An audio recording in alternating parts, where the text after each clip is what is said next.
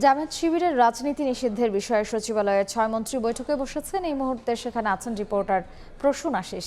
বিস্তারিত জানতে সরাসরি যাচ্ছি তার কাছে। প্রসূন, দেখুন, শিক্ষার্থীদের কোটা সংস্কার আন্দোলনকে কেন্দ্র করে সারা দেশে যে নাশকতাকারীরা যে সহিংস ঘটনা ঘটিয়েছে, যে সহিংসতা চলেছে দেশের বিভিন্ন স্থানে, তাতে কিন্তু হতাহতের ঘটনা ঘটেছে।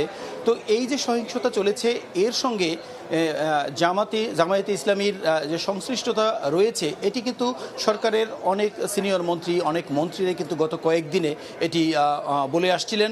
তো একটি বিষয় যদি জানাতে চাই যে গতকাল রাতেই প্রধানমন্ত্রী এবং আওয়ামী লীগ সভানেত্রী শেখ হাসিনার সঙ্গে 14 দলীয় যে জোট রয়েছে, আওয়ামী লীগ সহ যে 14 দল, এই 14 দলের নেতারা যে বৈঠক করেছেন, ঠিক সেই বৈঠকেই জামায়াতে ইসলামকে নিষিদ্ধ করার যে আলোচনা হয় এবং এই বৈঠকের শেষেই সেটি আওয়ামী লীগের সাধারণ সম্পাদক সহ বিভিন্ন রাজনৈতিক দলের সিনিয়র নেতৃবৃন্দ কিন্তু সেটি স্পষ্ট করেই বলেছেন যে জামায়াতকে নিষিদ্ধ করা হবে এবং সেটি বৈঠকে সিদ্ধান্ত হয়েছে। এরপরে আজকে দুপুরবেলা সচিবালয়ে আইনমন্ত্রী অ্যাডভোকেট আনিসুল হক তিনি সাংবাদিকদের আরও স্পষ্ট করে জানিয়েছেন যে আজ বিকেলেই একটি বৈঠকে, সিনিয়র মন্ত্রীদের একটি বৈঠকে জামায়াতকে কি করে কোন প্রক্রিয়ায় নিষিদ্ধ করা যায় সেই আইনগত দিক খতিয়ে দেখা হবে। মূলত এই বৈঠকটি এখন চলছে।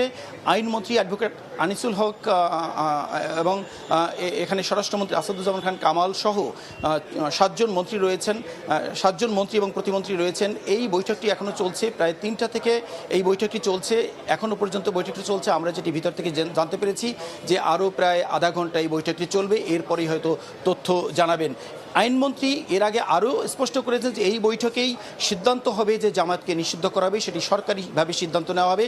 এরপরেই নির্বাহী আদেশে জামায়াতে ইসলামীকে নিষিদ্ধ করার আদেশটি নির্বাহী আদেশে ঘোষণা করা হবে এবং এরপরেই জানা যাবে মূলত কোন প্রক্রিয়ায় জামায়াতকে নিষিদ্ধ করা হলো।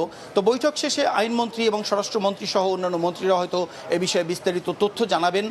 আমরা এখানে অপেক্ষা করছি। যখনই তারা জানাবেন জামায়াতকে নিষিদ্ধ করার বিষয়টি আমরা জানিয়ে দিতে পারবো।